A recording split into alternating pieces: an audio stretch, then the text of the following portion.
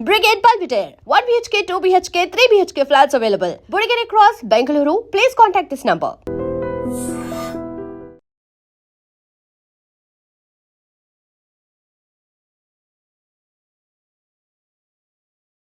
నమస్తే, welcome to I dream.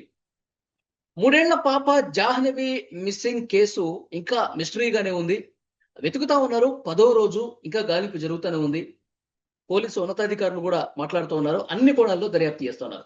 అయితే ఈ సెర్చ్ ఆపరేషన్ లో పాల్గొన్నటువంటి మెటాలజిస్ట్ కృష్ణమూర్తి గారు లైవ్ కాల్లో జాయిన్ అయ్యారు. సార్తో మనం మాట్లాడదాం. ఎందుకంటే వారు కూడా తమ వంతు ప్రయత్నంగా పాప పట్టీలు వెండి పట్టీలు కాబట్టి అవి ఎక్కడైనా కనిపిస్తాయని చెప్పి తీవ్రంగా శ్రమించారు, వెతికారు. ఆ జాడు కూడా లేదు. సో వారి విశ్లేషణ ఏంటి, ఇన్ని రోజులు ఆ సెర్చింగ్ లో పాల్గొన్నటువంటి వ్యక్తిగా ఆయన అబ్జర్వేషన్ ఏంటి, వారి మాటలో తెలుసుకుందాం. కృష్ణమూర్తి గారు నమస్తే. నమస్తే అండి, నా పేరు ఆకేళ్ళ కృష్ణమూర్తి. కృష్ణమూర్తి గారు, ఇప్పుడు సెర్చింగ్ ఆపరేషన్ జరుగుతా ఉంది. పోలీసులు నిజంగా తలబట్టుకుంటున్నారు. ఎన్ని రోజులైంది ఇంత డీప్ ఫారెస్ట్, ఈ తోట తర్వాత వెనకాల అంతా కొండ ప్రాంతము, ఫారెస్ట్ ప్రాంతం కాబట్టి కొంచెం కష్టంగా కూడుకున్నటువంటి వ్యవహారంగా ఉంది. అంటే మీ అంచనా ఏంటి? మీ మెటాలజిస్ట్ గా మీకు కూడా ఆ వెండి పట్టీలకు సంబంధించిన ఆధారం ఎక్కడా లభించలేదు. మీరు అడవంతా గాలించారు, కొండ ప్రాంతం వైపు కూడా వెళ్ళారు. మీకేమనిపిస్తుంది సార్ అక్కడ? మీరు అది ఆ ప్రాంతంలో ఉన్నటువంటి వాస్తవులు కాబట్టి అక్కడ వాతావరణం ఏ విధంగా ఉంటుంది, అడవుల పరిస్థితి, కొండల పరిస్థితి ఏ విధంగా ఉంటుంది, మీకు ఒక అవగాహన ఉంది కాబట్టి అడుగుతున్నాను. ఏం జరుగుతుంది అంటారు? సార్, ఇప్పుడు ఈ మిస్సింగ్ కేసు మిస్టరీలో పోలీసులు ఇప్పటికే అంటే అనుకున్న స్థాయి కన్నా చాలా ఎక్కువగా, అంటే వాళ్ళకి ఎన్నిసార్లు వెతికినా సరే అది లేదన్న సంగతి తెలిసినప్పటికీ కూడా ఇంకా ఏమైనా క్లూ దొరుకుతుందేమో అన్న ఉద్దేశంతో పాపం వాళ్ళు విస్మరించకుండా పోలీసులు తదేకంగాను, అలాగే పైనుంచి వచ్చిన ఆదేశాల మేరకు వాళ్ళు ఎట్టి పరిస్థితుల్లో కూడా అంటే తిరిగిందే మళ్ళీ పదే పదే తిరుగుతూ ఇంకా ఇంకా ఇంకా ఎక్కువగా గాలిస్తూ ఇంకా ఎన్నోసార్లు ప్రయత్నాలు చేస్తూనే ఉన్నారు. నిజానికి అక్కడ ఏదైనా జరిగి ఉంటుందా, జంతువుల మూలకంగా జరిగి ఉంటుందా అనే అంశం అయితే అక్కడైతే అంత భయంకరమైనటువంటి జంతువులు ఏమీ లేవండి. జంతువుల్లో 2 రకాలు ఉంటాయండి. ఆ రకాల్లో ఏంటంటే ఏదైనా విష జంతువు ఉందనుకోండి, ఏదైనా కరిచిందనుకోండి, ఆ సమయంలో స్పృహ తప్పి పడిపోవడమో లేకపోతే ప్రాణం పోవడమో జరుగుతుంది. కానీ అక్కడ దొరుకుతారు కదా, అక్కడ ఏదో ఒక మనకి ఎవిడెన్స్ అనేది దొరుకుతుంది కదా. అలాగే రెండవ రకం ఏదైనా మింగేసి ఉండొచ్చు, తినేసి ఉండొచ్చు అని అనుకుందాం. ఆ మింగేసి తినేసేటువంటి టైప్ ఆఫ్ జంతువులు అయితే ఆ ప్రదేశంలో ఏమీ లేవండి సహజంగా. ఒకప్పుడు చాలా మంది కొండపోర్లు 4-5 రోజులుగా మనం చూస్తా ఉన్నాం కదా సార్. పెద్ద పెద్ద కొండ ప్రాంతం కాబట్టి కొండ చిలువలు ఉంటాయి. కొండ చిలువ ఆ తోటలోకి వచ్చేసి పాప ఒక్కదే ఉందని చూసి పాపని మింగేసి పోయిందని చెప్పి కొంతమంది చెప్తా ఉన్నారు. అవి ఏమండి, మరి అనేక మంది అనేక రకాలుగా చెబుతుంటారు. కానీ ఇక్కడ వాస్తవానికి అక్కడ ఉన్న పరిస్థితుల దృష్ట్యా ఆ ఏరియాలోను కానీ, ఈ చుట్టుపక్కల పరిసర ప్రాంతాల్లో కానీ ఈ మధ్య కాలంలో అంటే చాలా రోజులు, అంటే ఒక 5-6 సంవత్సరాల క్రితం నుంచి మనం ఆలోచించుకున్నట్లయితే ఎక్కడైనా సరే ఇక్కడ కొండ చిలువ వచ్చింది, ఇంత పెద్ద కొండ చిలువ వచ్చింది, ఇక్కడ జంతువుని మింగేసింది, లేకపోతే ఎవరినైనా మనుషుల్ని మింగేసింది అనే ఆరోపణలు అనేవి ఎక్కడా లేవండి గత 5-6 సంవత్సరాల నుంచి చుట్టుపక్కల పరిసర ప్రాంతాల్లో. ఒకవేళ నిజానికి అక్కడ మీరు ఎన్నాళ్ళ నుంచి ఉంటున్నారు? నేను ఇక్కడ 15 సంవత్సరాల నుంచి ఇక్కడే ఉంటున్నానండి. గత 15 సంవత్సరాలుగా నేను తునిలోనే ఉంటున్నాను. ఓకే. నేను గతంలో శివాలయంలో సార్ ఎప్పుడు కూడా క్రూర మృగాలు అక్కడ దాడి చేయటం గానీ, కొండ చిలువలు కనిపించడం గానీ ఎప్పుడు మీరు వినలేమండి. సహజంగా కొండ చిలువలు తిరుగుతుంటాయండి.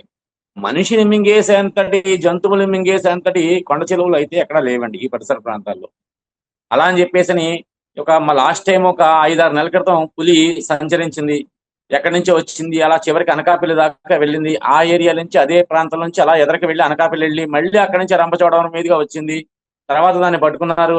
దానికి ట్రాకర్ కూడా బిగించారు. మళ్ళీ తరచుగా అప్పుడప్పుడు వస్తుంది, కానీ అది గోకవరము, అలాగే ఆ రంపచోడవరము, ఆ ఏరియాలో దేవీపట్నం, ఆ ఏరియాలో తిరుగుతుంది తప్ప ఈ ప్రదేశానికి వచ్చిన దాఖలాలు అనేవి ఈ మధ్య కాలంలో ఏమీ లేవండి. ఒక ఏదైనా పెద్ద జంతువు దాడి చేయాలంటే గతంలో ఉన్నాయండి. ఇప్పుడైతే ఏమి లేవు సార్, అవన్నీ ఉత్తమాటలు. ఇప్పుడు మీకు ఒక విషయం అండి, ఫైనల్ గా నా అభిప్రాయం, అనాలిసిస్ ప్రకారం అయితే కనుక, అంటే ఏ జంతువైనా మింగేసి ఉన్నట్లయితే, పోని తినేసినా, పోని పీక్కు తినేసినా, ఏ రకంగా జరిగినా అక్కడ ఆ అమ్మాయి ఒంటి మీద ఉన్న వస్తువులు ఏమి తినదు కదండి. ఆ వస్తువులన్నీ ఎక్కడో చోట పడిపోయి ఉంటాయి. మనం ఇప్పుడు పోలీసు బలగాల వాళ్ళు కావచ్చు, లేకపోతే కుక్కలు కావచ్చు, డాగ్ స్క్వాడ్ కావచ్చు, వీళ్ళందరూ కూడా ట్రై చేసేది ఏ రకమైనటువంటి దుస్తులు కానీ, లేకపోతే ఆ అమ్మాయికి సంబంధించినటువంటి ఆనవాళ్ళు కానీ, వాసనలు కానీ ఎక్కడ దొరికితే ఈజీగా పట్టుకుంటుందండి. ఉమ్, అటువంటిది జరగలేదండి. మెటాలజిస్ట్ గా అక్కడ మనం మెటల్ ఈ ఏరియాలో ఎక్కడైనా ఉందా అనేటువంటి కోణంలో సిల్వర్ మోడ్ లో మనం చెక్ చేస్తే ఆ సిల్వర్ కంటెంట్ కూడా ఎక్కడ లేదండి. అంటే ఎగ్జాక్ట్లీ ఎన్ని రకాలుగా ఎన్నిసార్లు వెతికినా ఫిల్టర్ చేసినా సరే ఆ అమ్మాయి అయితే ఆ పరిసర ప్రాంతాల్లో లేనే లేదు. ఇది ఉమ్, వాస్తవం అండి. అయితే ఇందులో మనం 3 కోణాల్లో ఆలోచించాలి. మొదటి కోణం ఏంటంటే ఖచ్చితంగా జంతువుల మూలకంగా ఏదైనా జరిగింది అని అనుకోవడం అనేది అపోహ. అది అది ఉత్తి మాటే. అయితే పైనున్న ఒత్తిడుల ప్రకారము అలాగే పోలీసు వారు మరొక్కసారి ఇంకేమైనా క్లూ దొరుకుతుందేమో అని చెప్పేసి అని వదలకుండా, వాళ్ళు ఉమ్, విసుగు చెందకుండా ఇంకా బలగాలు పెంచుకుంటూ తదేకంగా వాళ్ళు కష్టపడుతున్నారు. కానీ అక్కడైతే నా ఉద్దేశ ప్రకారం అయితే ఏమీ లేదండి. ఇది ఉమ్. ఖచ్చితంగా ఆ అమ్మాయిని ఎవరో ఒకరు కిడ్నాప్ అయినా చేసి ఉండాలి, లేతే ఎవరైనా అపహరించి ఉండాలి. అపహరించడం, కిడ్నాప్ చేయడం అనేది ఏంటి? 2 ఒకటే కదా అని మీరు అడగచ్చు. ఉమ్. అంటే కిడ్నాప్ చేయడం అనేది ఏంటంటే కావాలని చేసేది అనే దాన్ని కిడ్నాప్ అంటాం. ఓకే, ఏదైనా తల్లిదండ్రుల మీద ఆశించి, కోపం ఉంటేనో లేకపోతే వాళ్ళ దగ్గర డబ్బులు గుంజుతానుకో చేసేది కిడ్నాప్. లేకపోతే ఎవరైనా కావాలని వీళ్ళలో వాళ్ళు తల్లిదండ్రులు కావచ్చు, తల్లిలో కావచ్చు, తండ్రిలో కావచ్చు, లేకపోతే కుటుంబ సభ్యులో కావచ్చు, మరే విధంగా ఆలోచించినా సరే కావాలని చేసేది ఒక కిడ్నాప్ కింద మనం భావించవచ్చు. ఉమ్, కానీ మరి అపహరణ అంటే ఏంటంటే పిల్లల్ని ఎత్తుకుపోయే వాళ్ళు ఉంటారండి. ఓకే. సహజంగా ఈ పిల్లలు ఎత్తుకునే వాళ్ళు చిన్న చిన్న పిల్లల్ని, మాటలు రాని వాళ్ళని, అప్పుడప్పుడే మాటలు వచ్చే వాళ్ళని, చిన్న చిన్న పిల్లల్ని ఎత్తుకెళ్ళిపోతుంటారు. అలా పిల్లలు ఎత్తుకెళ్ళిపోయే వాళ్ళు కూడా అయి ఉండొచ్చు అని నా అభిప్రాయం. ఉమ్. అయితే అంటే దీనికి సార్ ఇప్పుడు మనం తుని లాంటి ప్రాంతంలో ఇంతకుముందు మీరు చెప్పారు పులులు కావచ్చు, కొండ చెరువులు కావచ్చు. నేను 15 సంవత్సరాలుగా ఇక్కడ ఉంటున్నాను, నాకేం కనిపించలేదు, అసలు ఆనవాలే లేదన్నారు. మరి పిల్లలు ఎత్తుకుపోయే వాళ్ళ చరిత్ర కూడా గత 15 ఏళ్లలో ఏమన్నా ఉందా అక్కడ? రెగ్యులర్ గా అట్లా లేదు పిల్లల్ని సార్. తీసుకుపోయి. అటువంటివి ఏమీ లేవండి. గతంలో మనకి తునిలో ఒక స్కూల్లో ఒక చంటి పాపని పిల్లాడిని తీసుకెళ్ళిపోయారు. ఆ తీసుకెళ్ళిపోయిన తర్వాత మనకి తుని రూరల్ పోలీస్ స్టేషన్ పరిధిలోనే జరిగింది ఇది. తుని రూరల్ పోలీస్ స్టేషన్ కావచ్చు, లేకపోతే తుని పోలీస్ స్టేషన్. తునిలో 2 పోలీస్ స్టేషన్లు ఉన్నాయి. ఈ పోలీస్ స్టేషన్ పరిధిలోనే జరిగింది. అయితే ఈ పరిధిలో జరిగినప్పుడు ఏం జరిగిందంటే కరెక్ట్ గా 24 గంటలు కాకుండానే పోలీసులు ఛేదించారు. ఉమ్, ఛేదించడం, ట్రేస్ అవుట్ చేయడం, మొత్తం మీద అవతల వాళ్ళు భయపడడం, చివరికి పిల్లల్ని వదిలేయడం అన్ని జరిగిపోయాయి. అంటే 24 అవర్స్ అవ్వకుండానే వాళ్ళు ఛేదించేశారు. ఎప్పుడో సంవత్సరం క్రితం జరిగిందండి ఇది. ఉమ్. అంతే తప్ప అంతకు మించి ఈ మధ్య కాలంలో ఎక్కడా కూడా ఇలావి పిల్లలు అవును. ఇప్పుడు ఎత్తుకుపోవడం సరే అనేది ఎక్కడా మీరంటున్నట్టు జరగలేదు. పిల్లలు ఎత్తుకుపోయే వాళ్ళు ఉంటే, వాళ్ళు ఆ తోట దాటేసి, సరే ఆ కొండ ప్రాంతం నుంచి కూడా దిగిపోతే ఊళ్ళోకే వెళ్ళాలిగా. ఏదన్నా ఒక ఊళ్ళోకే వెళ్ళాలిగా. ఆ చుట్టుపక్కల ఊళ్ళన్నీ సీసీ ఫుట్ కెమెరాలన్నీ పరిశీలిస్తా ఉన్నారుగా. ఎప్పుడో దొరకాలిగా. అంటే 10 అండి, రోజులు అయిపోతుంది. ఒక్క విషయం చెప్తాను వినండి. ఇందులో మనం 2 కోణాల్లో ఆలోచించాలి. అంటే ప్రతి దాన్ని కూడా అణువణువుని మనం ప్రతి ఒక్క సబ్జెక్ట్ తీసుకునేటప్పుడు ఆ సబ్జెక్ట్ ని మల్టిప్లై చేసి విడగొట్టుకోవాలి. అలా విడగొట్టుకుని దీని మీద మనం ఇన్వెస్టిగేషన్ చేసినట్లయితే ఖచ్చితంగా మనకి క్లూ దొరుకుతుందని నా అభిప్రాయం. ఇప్పుడు మనకి రెండో భాగం కింద అనుకున్నాం అపహరణకు గురైంది అనే భాగం మీద మనం విడమర్చామనుకోండి, అందులో హ్మ్. మళ్ళీ దాన్ని 2 భాగాల కింద చేయాలి. ఎలాగంటే ముక్కు మొహం తెలియని వాళ్ళు వచ్చారు, ఎత్తుకుపోయారు అనడానికి ఆస్కారం ఉందా అనేది అంశం మీద ఒకటి.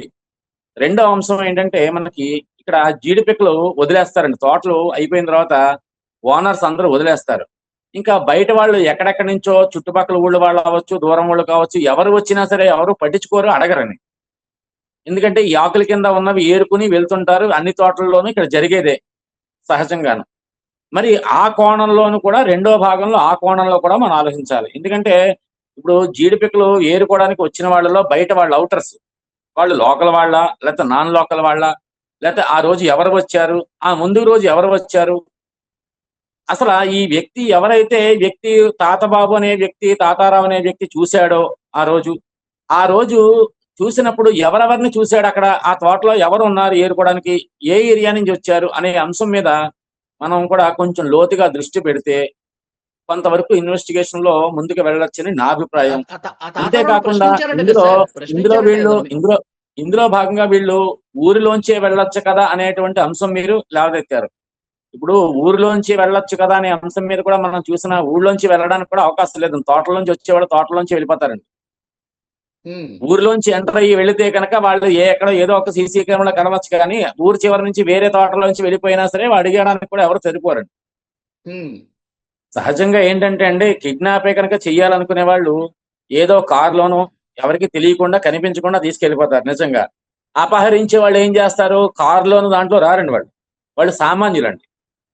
వాళ్ళు ఏం చేస్తారు, ఏదైనా మత్తు మంది కానీ క్లోరోఫామ్స్ కానీ ఏదో బిస్కెట్లు ఏదైనా కలిపి ఇవ్వడం కానీ ఇలాంటివి ఏమైనా ఇచ్చి పడుకోబెట్టి చంటి పిల్ల భుజం మీద వేసుకుని కామ్గా వెళ్ళిపోతారండి. ఆటో ఎక్కేసి వెళ్ళిపోతుంటారండి. ఉమ్. బళ్ళ మీద వెళ్ళిపోయి తీసుకెళ్లిపోయే అంత సీన్ ఏమి ఉండదండి. అంటే కావాలని కిడ్నాప్ కోసమే, అంటే ఇలాంటి రెండో పక్షాన్ని ఉన్నవాళ్ళు కావాలని కిడ్నాప్ కోసమే అక్కడికి వచ్చి చేశారు అనడానికి ఆస్కారం లేదండి. ఆ ఏరియాలో ఏదో జీడిపిక్కలతో ఏరుకోవడానికి వచ్చిన వాళ్ళలోనే తప్ప మరొకటి ఏమీ లేదు. ఇది మనం అనుకుంటున్న పూర్తిగా మేజర్ భాగం అండి. ఉమ్. ఇంకా రెండవ అంటే పక్షాన్ని ఇంకో కోణంలో కూడా వాళ్ళు ఏం చేసి ఉంటారు సార్? పాపని నిజంగానే అట్లా జడిపిక్కలు ఏరుకునే వాళ్ళు అపహరించుకొని వెళ్ళిపోయి అంటే అమ్మేసుకుందామనా వాళ్ళ ఆలోచన ఎట్లా ఉంటది? సహజంగా ఇందులో పిల్లల్ని అమ్మేసుకునే వాళ్ళు ఉంటారండి. అలాగే ఈ పిల్లల్ని తీసుకెళ్లి భిక్షం ఎత్తుకుంటా అంటారండి కొంతమంది అడుక్కునే వాళ్ళు కూడా. ఓహో. ఇప్పుడు సెంటర్ లోను, సిటీస్ లోను, బస్ స్టాండ్ లోను, పెద్ద పెద్ద స్టార్ హోటల్ ముందు ఆడవాళ్ళు ఏం చేస్తారంటే ఊహ తెలియని పిల్లల్ని చంక గోధులోను చీరలో గోధులో పెట్టుకుని పిల్ల బుర్ర బయట కనిపించేలాగా, అంటే ఏమంటారంటే చీరలను అడ్డుకట్ట కట్టుకుంటారు. అడ్డుకట్ట కట్టుకుని చంటి పిల్లలు అందులో పెట్టుకుంటారండి. పెట్టుకుని వీళ్ళు భిక్షం ఎత్తుకుంటుంటారు, అడుక్కు తింటుంటుంటారు అనమాట. సో అలాంటి వాళ్ళలో కూడా కొంతమంది అపహరణ చేసే వాళ్ళు ఉన్నారు, అలాంటి వాళ్ళకి అమ్మేసే వాళ్ళు ఉన్నారు. వాళ్ళకి ఒక జీవనోపాధి అనమాట నా విధమైనటువంటి. మనం ఉమ్. ఇంతవరకు ఆలోచిస్తున్నటువంటి భాగం ఒకైతే, రెండో భాగం కూడా మనం ఆలోచించుదామండి. అంటే నా అనాలిసిస్ ప్రకారం ఇది నేను చెబుతున్నాను సుమా, ఇది మరొకటి కాదు. చెప్పండి సార్. అసలు ఆ తాతబాబు అనే వ్యక్తి చూశాడు అనేటువంటి ఒక వాదనను బట్టే మనం ముందుకు వెళ్తున్నాం. కానీ మరో కోణం కూడా ఏమైనా ఉందా అనేటువంటి అంశం మీద కూడా ఆ అమ్మాయి అక్కడికి వెళ్ళి ఉండొచ్చు. అక్కడ జుట్టు ఏవో ఉన్నమాట వాస్తవమే. అక్కడ నుంచి మళ్ళీ తోటలోకి యువతలకు వచ్చినప్పుడు యువతల నుంచి ఎవరైనా తీసుకెళ్లి ఉంటాంటారా అనే కోణంలో కూడా రెండో భాగంలో కూడా ఒకసారి మరి డిపార్ట్మెంట్ వాళ్ళు దృష్టి పెడితే బాగుంటుందని నా అభిప్రాయం. అంటే ఫోన్ కాల్స్ అన్ని కూడా పరిశీలిస్తున్నారు సార్. 4800 ఫోన్ కాల్స్ ఆ టవర్ కింద ఆ ఏరియాలో ఆ రోజు మధ్యాహ్నం నుంచి సాయంత్రం వరకు కనిపించినాయంట. అందులో మళ్ళీ అనుమానాస్పదంగా ఏమున్నాయి, ఎవరు రెగ్యులర్ గా మాట్లాడుకున్నారు, ఇవన్నీ కూడా చూస్తా ఉన్నారు. కొంచెం టైం పట్టే అవకాశమే ఉంది. నిజంగా పిల్లలు ఎత్తిపోయే వాళ్ళ దగ్గర ఫోన్లు ఉంటాయంటారా? ఉంటాయి సార్. ఈ రోజున ఫోన్ లేని వాళ్ళు ఎవరున్నారని అందరూ ఫోన్ వాడుతున్నారు. చివరికి విలేజెస్ లోకి వెళ్ళినా, తండాలోకి వెళ్ళినా సరే ప్రతి ఒక్క కీప్యాడ్ ఫోన్ అయినా కనీసం ఉంటుంది. ఎక్కువ శాతం అందరూ కూడా టచ్ ఫోన్లే వాడుతున్నారు. ఇంకా ఎవరో పెద్ద పెద్దవాళ్ళు ముసలోళ్ళు తెలియక కీప్యాడ్ వాడుతున్నారు, కానీ నార్మల్ గా ఇప్పుడు న్యూ జనరేషన్ అంతా కీప్యాడ్ ఎవరో వాడడమే లేదండి. ఇంకొక వార్త కూడా సర్క్యులేట్ అవుతుంది సార్. అమావాస్య నరబలి ఎక్కువైపోతుంది. చిన్నపిల్లల్ని తీసుకెళ్లి ఏదో దాన్ని ఏమంటారు, గుప్త నిధుల కోసము, ఇంకా అష్టైశ్వర్యాల కోసము, నరబలి కోసం ప్రయత్నం చేస్తూ ఉంటారు. ఇవాళ కీలకం ఇలా మాట్లాడుతున్నారు. దానికి ఏమన్నా ఆస్కారం ఉందంటారా? నమ్మే అవకాశం ఉందా? సార్ నేను ఒక విషయం చెప్తానండి. నేను జ్యోతిష్కునేనండి, నేను ఆస్ట్రాలజర్ని. నీకు ఈ ఆస్ట్రాలజీ అనేటువంటిది సబ్జెక్ట్ మహాదిట్ట మంచిదే, కానీ ఈ ఆస్ట్రాలజీని తీసుకొచ్చి పబ్లిక్ లో 10 మంది దగ్గర ఇలాంటి సందర్భాల్లో చెప్పడం అనేది తప్పండి. ఇప్పుడు ఈ ఆస్ట్రాలజర్స్ ఎవరైతే ఉన్నారో ఈ టీవీల్లోనూ మరే విధంగా సోషల్ మీడియాలోనూ అనేక రకాలుగా ఇలాంటి ప్రచారాలు చేయడం అనేది చాలా తప్పండి. నిజానికి ఆ అమ్మాయి డేట్ ఆఫ్ బర్త్ టైం నేను వెళ్ళగానే ఫస్ట్ డే అని అడిగాను, తెలుసుకున్నాను. ఆ అమ్మాయి జాతక రీత్యా ఆయుర్దాయం బాగుంది, అష్టమ స్థానం శుద్ధి ఉంది. అలాగే వాళ్ళు అడిగిన ప్రశ్న లగ్నంలో కూడా గురు శుక్రుల బలం ఉంది. కాబట్టి అమ్మాయి క్షేమంగానే ఉంది.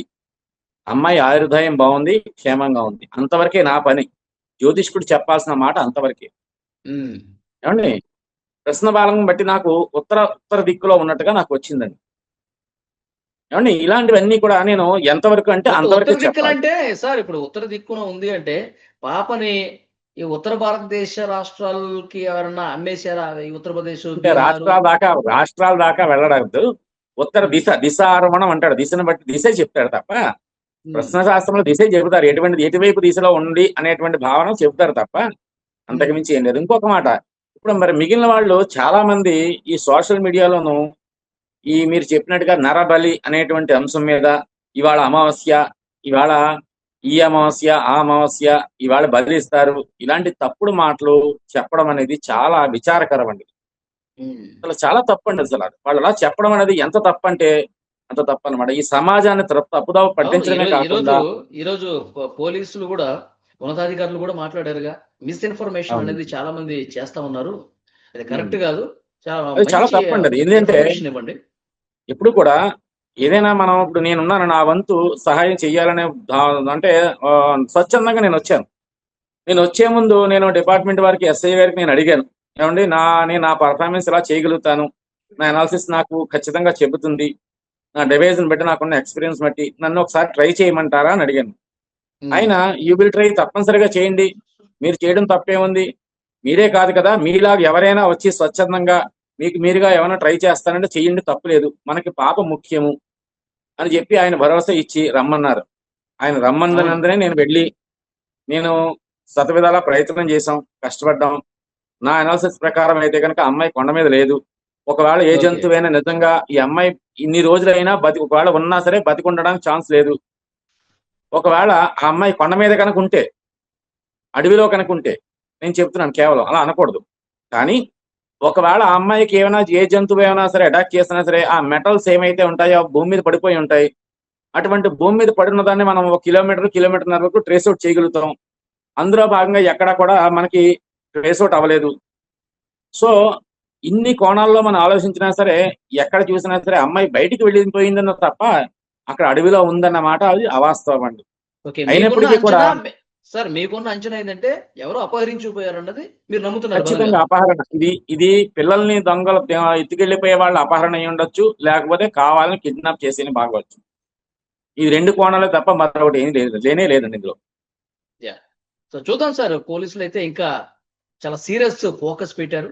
అన్ని కోణాల్లో ఇప్పుడు దర్యాప్తు పోలీసు చేస్తున్నారు. వారి గురించి మాట్లాడుకున్నట్లయితే నిజానికి వాళ్ళు చాలా కష్టపడుతున్నారండి. ఎందుకోసం అంటే నిజంగా ఏ స్టేషన్ లోనూ కూడా పోలీసులు స్టేషన్ లో లేరండి, అందరూ అక్కడే ఉన్నారండి.